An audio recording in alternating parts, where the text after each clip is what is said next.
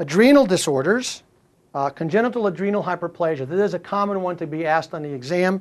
The majority of congenital adrenal hyperplasias are going to be 21-hydroxylase deficiency. The most common cause of ambiguous genitalia is congenital adrenal hyperplasia. The most common cause of congenital adrenal hyperplasia is 21-hydroxylase deficiency.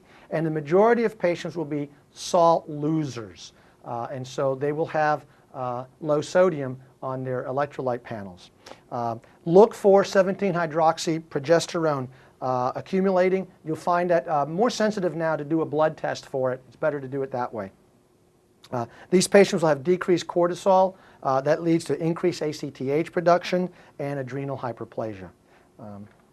Since they're shunting to androgen synthesis, you will have in females the masculinized external genitalia, and that's why you have ambiguous genitalia.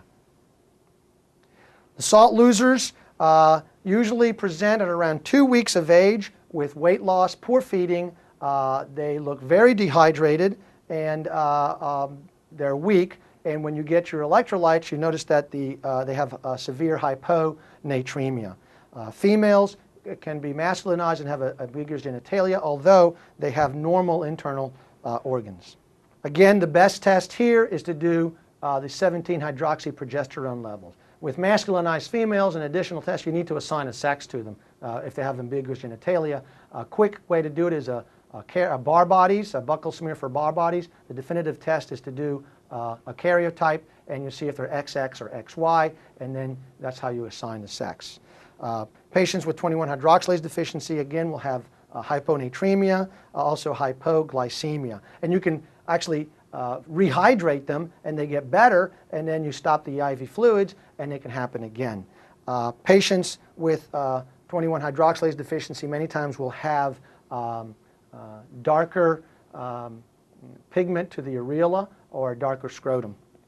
And the treatment will be hydrocortisone daily. If they're the salt-losing type, they need fludrocortisone, a little more mineralocorticoid activity. Certainly, when they are stressed, they're sick or whatever, they may need increased doses of the corticosteroids because they just can't make up the difference. And then you need to have corrective surgery at some point. This is a patient with ambiguous genitalia. You can see this looks like a phallus, but it could just be an enlarged clitoris. It's very hard to make out if this is a vagina, or certainly it doesn't look like a scrotum or testicles are descended or anything like that. This is ambiguous genitalia. Cushing's syndrome is most commonly caused by us. When we give patients prolonged exposure to glucocorticoids, they get Cushingoid. Why would a patient have prolonged exposure to corticosteroids or to any kind of steroids? It's because certain diseases. For example, patients who have chemotherapy and are on steroids can get Cushingoid. Some patients who have certain autoimmune diseases and are treated with steroids get Cushingoid. So it's usually iatrogenic cause. The findings of Cushing syndrome include the classic moon facies. They also have what's called truncal obesity, as opposed to exogenous obesity. Patients with Cushing syndrome will have truncal obesity, and they have these really skinny arms and legs. Patients with exogenous obesity, their arms and legs are big too. Patients with Cushing syndrome also tend to have impaired growth, and don't forget that they can have bone problems. You can also see the abdominal stria from Cushing syndrome.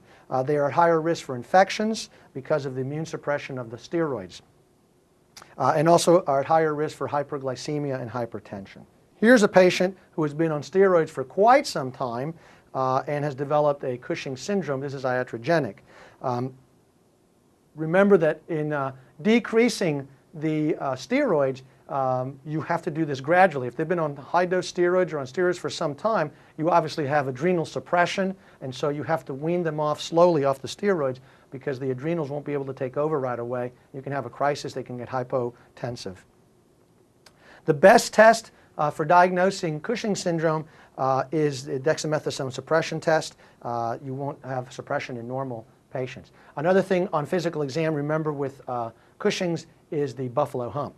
And then if it's not an iatrogenic Cushing syndrome, always do a CT or an MRI because they may have a tumor that is causing secretion of the steroids.